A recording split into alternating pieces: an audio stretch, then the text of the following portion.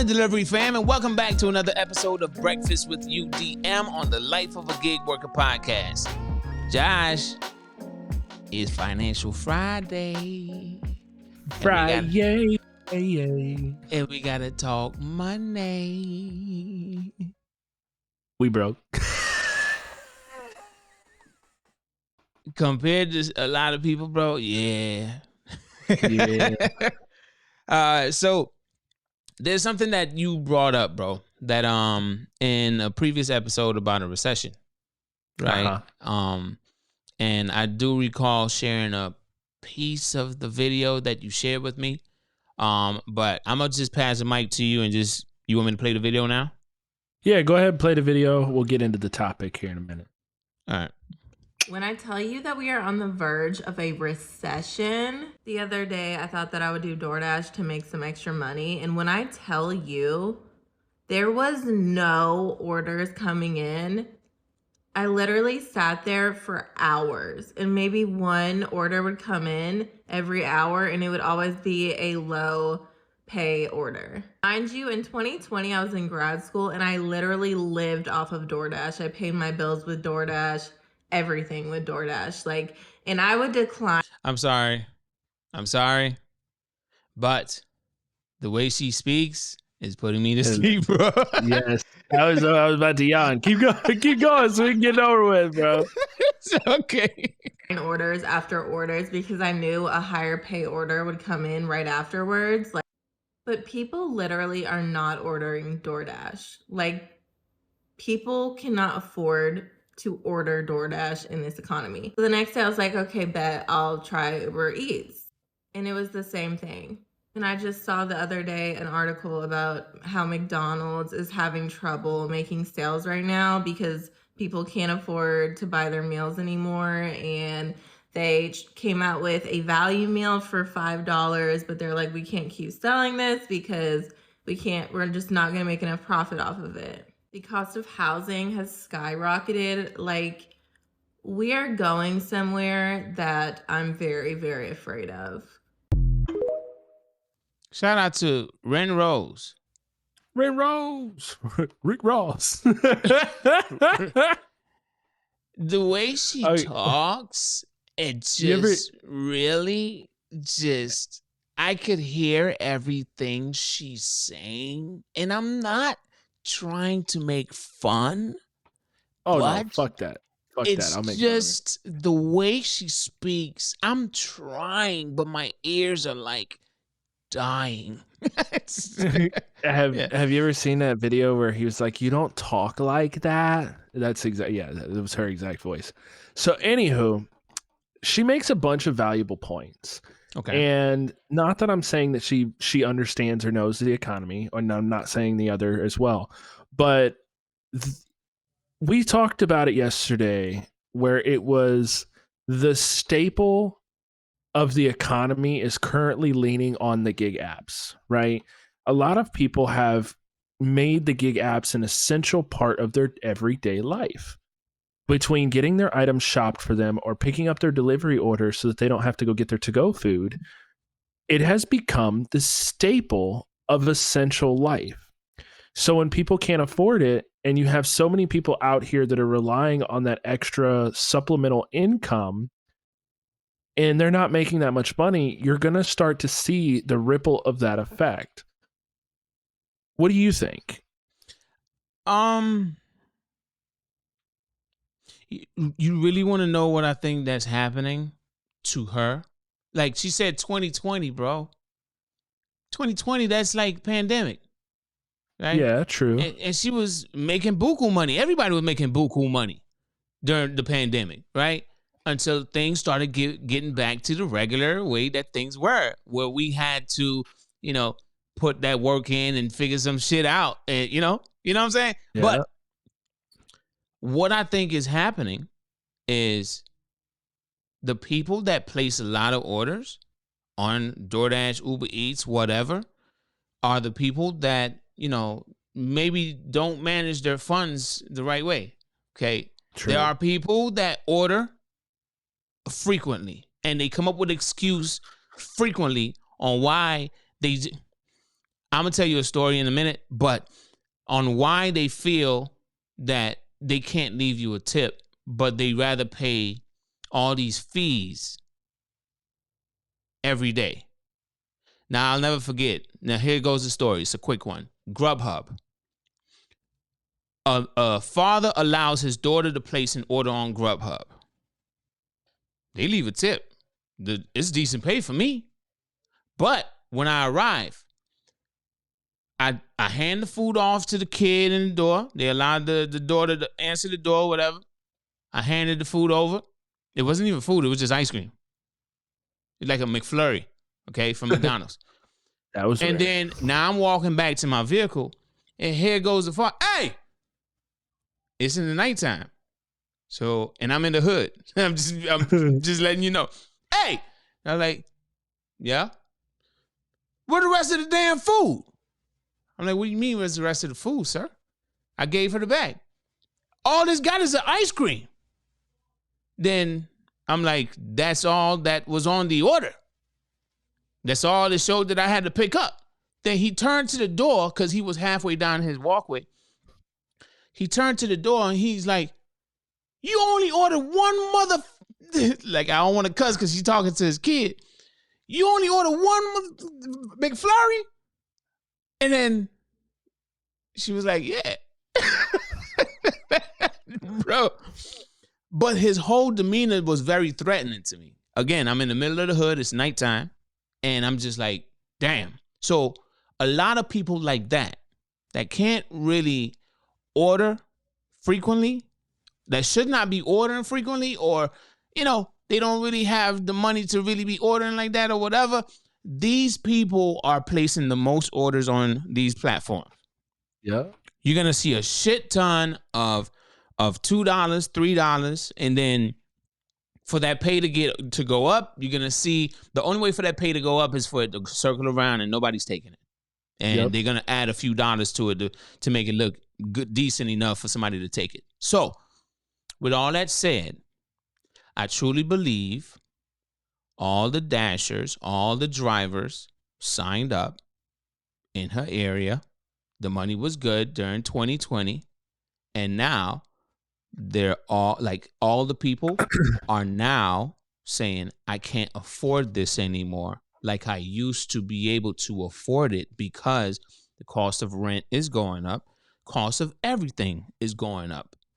And now they have to make a decision to turn off their DoorDash and Uber Eats and Grubhub addiction, even if it was easy to just not tip the driver, but they got tired of paying all them fees.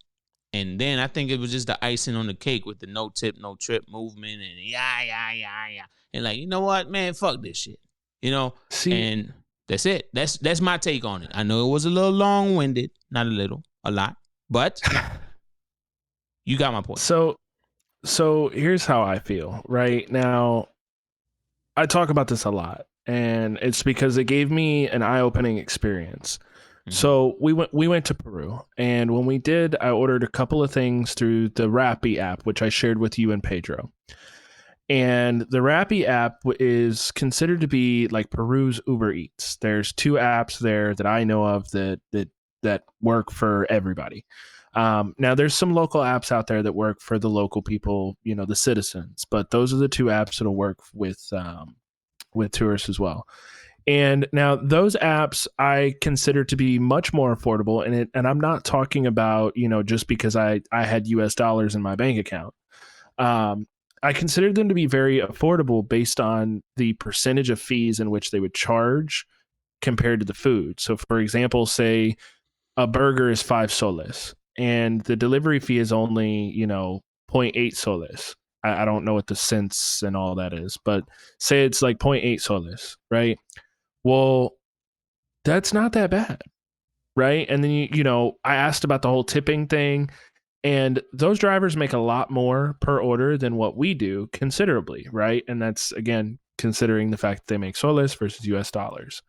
So when I asked the guy, you know, he comes to the door and I said, hey, I'm not very familiar with the tipping culture here. What should I leave? And he's like, I make a really decent amount from each order. and this is one of them that spoke English. He's like, I make really good money on each order. He's like, so I don't expect a tip. He's like, but what I do expect is if you're appreciative that you leave whatever is comfortable for you. So I was like, hey man, I said, do you want some US dollar? I haven't gone to the exchange yet. You want some US dollars? I'll give you a couple bucks. And he's like, yeah, man. He's like, whatever you want to throw. He's like, again, no pressure. You don't have to. So I gave him a $5 bill and I was like, here you go. Now in their money, that's like 20 soles. So it was pretty decent in my opinion. So again, I do see that the US is going through a recession and things are starting to become less attainable based on our monetary standards. So to keep it short, sweet, and to the point, I see everybody's point. I see that things are becoming unattainable. I see that we're going through a recession and it's going to impact order volume. But what that's going to do is it's going to force the drivers to start to open up and broaden their horizons to other things other than food delivery and just rideshare. They're going to have to do like what these guys do in Peru, which is like Rappi Favor. They're going to have to go do like the handy jobs and the this and the that and the courier work and pick up dry cleaning. So again, broaden your horizons and make more money. Don't sit to just one part of the gig economy. The gig economy is endless. Well, if you're saying that we're in a recession, right, and some things are just going to become unattainable, why? I have a video I want to share with you. Why would a person that's placing an order do something like this? What has DoorDash come to? I just pick up an order here to walk across the lot to drop it off right here. Hello? Why would you spend money on DoorDash? Like, people just got too much money for no reason. Wait, go back. Now, before I go back, right, I understand. I have a few things going on in my head here where I'm just like, maybe they're at work and they can't leave and they're placing an order to get it walked across and that's the nearest thing. So they just wanted that. But I'll go back. Where do you want me to go to? Where he's holding the bag up. I want to see where the food is from. Because it looked like Wawa. Is that Wawa? No, it's Steak and Shake. Yeah, it's Steak and Shake. Okay. You saw the on it. What do you call them things? Yeah, the sign thing. So I've done this before. Walk across the parking lot or order? Or order. So, for example, we were at home and I was in an important meeting and I know my lunch is always from 12 to 12:30, right? Now, I was at my brother's house and I was busy on a call and I knew that I wasn't going to have enough time to place the order and go pick it up. So, for example, Domino's was across the street. I called Domino's, let them know, hey, I need an order delivered. And they said, man, it's just across the street. Why don't you come pick it up? And I was like, well, I said, I'm willing to pay the fee because it's like a $3.99 fee plus tip to the driver. And I said, I'm willing to pay the fee. I'm on a business call, in a meeting, but my lunch is at 12 and I won't be able to come over there and pick it up. So they dropped it at the door. So that very well is most likely the situation. Because if you fast forward a little bit further, boom, those are all stores. There is no residential there. So they're definitely at work. So like I said, there is a convenience to where the fees make sense. Like I still want to eat today. And if I have to pay an extra $3 to be able to eat, I'm going to just take that $3 and not miss no work. Because if I got to clock out for my lunch and I only get 30 minutes, because if I take any longer, the store going to be closed and I ain't going to get paid, I'm going to take my 30 minutes and eat. But I want my food to be here before I take my 30 minutes. But here's something else to take into consideration. There's couples that always order for each other, or cousins or friends that always order for each other, right? And in this case, it could be a boyfriend or a girlfriend or a husband or a wife that's ordering for their significant other or their spouse. You know what I mean? While they're out of town. But it could be while they're out of town. I've had someone from, I'll tell you this one. Shoot, I got stories galore, bro. When you go on the road for 7 years, whew. Right. So I had an order for I forgot the place of the name of the bakery. I had to pick it up from a bakery and I had to go deliver it. And the note said, this is for her birthday. Please say happy birthday when you get there. Okay, no problem. But the person's phone, the number that where they were like in Ohio. Yep. So they were placing the order to deliver it to someone's house, but the person did not even know they had an order coming. Yep. You know? So when I knocked on the door and I said, I'll just make up a name. Happy birthday to you, Stacy. This is coming from yada, yada, yada, yada, yada. And they said in the note, give them a call once you get your gift. Whatever. And it was basically just a cake, you know, and some cupcakes and stuff like that. Some other additional sweets, you know. So in this case, man, you know, I feel like, you know, it could What be. has DoorDash come to? I just pick up an order. It could be something as simple as that. You know, you don't know. I understand. And I also could see how a driver could be misunderstanding what's really going on here, because it's like, bruh, your dad damn lazy. It's across the parking lot, you know?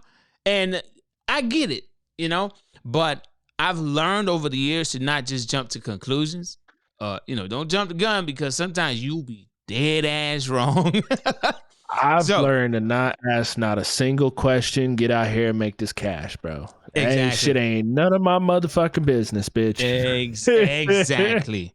Exactly. No worries. But I also understand also as a content creator, because I believe that's what they were doing here. It's going on TikTok, right? I don't know if they have a YouTube channel. I don't know anything else. What's the name? KOBEJO? KOBEJO.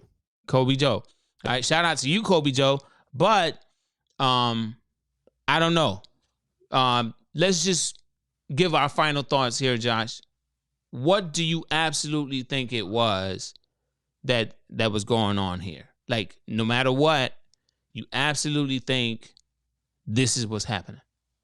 I absolutely think it was somebody ordering from their lunch, because I'm just the type of guy that I don't think anybody cares about other people. I do it for my wife every once in a while, but very rarely. So yeah, somebody was definitely on lunch or needed their lunch and were busy and ordered their lunch. What about you? All right. I absolutely believe that, yes, someone was ordering their lunch, and I believe they didn't tip, because that shit right around it. That shit right across the parking lot. The hell I'm leaving you a tip for?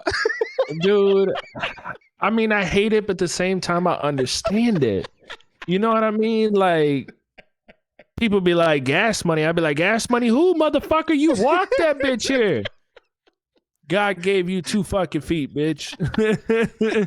In this case, I feel that's what it was. They didn't leave a tip, bro. But this person here, that's probably why they made the content, KOBEJO. Yeah. Because you're lazy. You're lazy. I'm going to make this video about you. They literally work right here. And they couldn't walk their happy ass from over there to over here. Okay, yeah. I think that's what it is. It's probably like a no-tip order, and KOBEJO didn't like it. So I'm going to turn this camera on and talk about this shit. So, yeah. So, I mean, that's pretty much it, man. You know, I don't know. Is there anything additional you wanted to say to the audience, or we could wrap this up here? Just prepare yourself.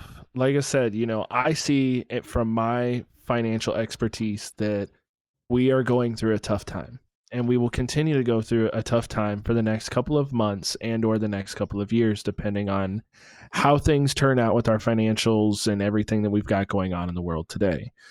Prepare yourself as a gig worker. Prepare yourself to have multiple channels of income, and prepare yourself to, you know, let your money work for you. We keep saying it. You don't got to work as hard as you are out here.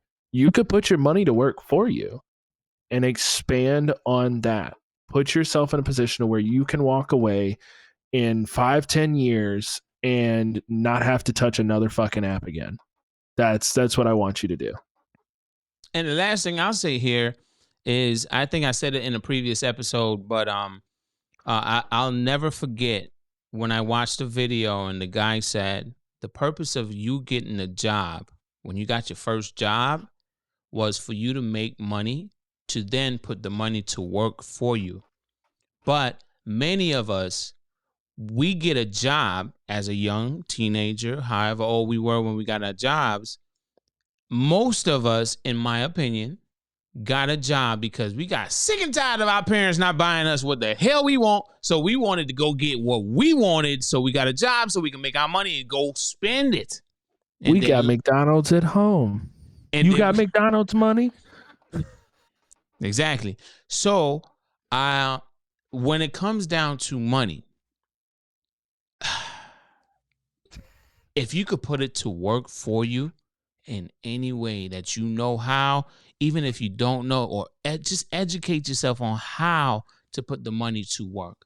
And when I say putting it to work, just for those that don't understand what I'm saying, that means you give it a job. You say, hey, dollar, go over here and make me $2 more. And when you come back here, don't bring your ass back here without a total of $3. You know what I mean? Yep. Whatever that is, however you choose to do it, that's on you. But put that money to work. We work hard as hell out here. And Josh already saying that we're in a recession. Videos out here, we're in a recession. Cost of living is going up. Food going up. Everything going up. And then, you know what I'm saying? Like, we got to survive. We still got to survive. So, like Josh just said, create multiple streams of income. And that's why I'm going to deuce it out. Deuces. Oh, yeah. What time it is, D-Fam? It's time to, what? Go get your money.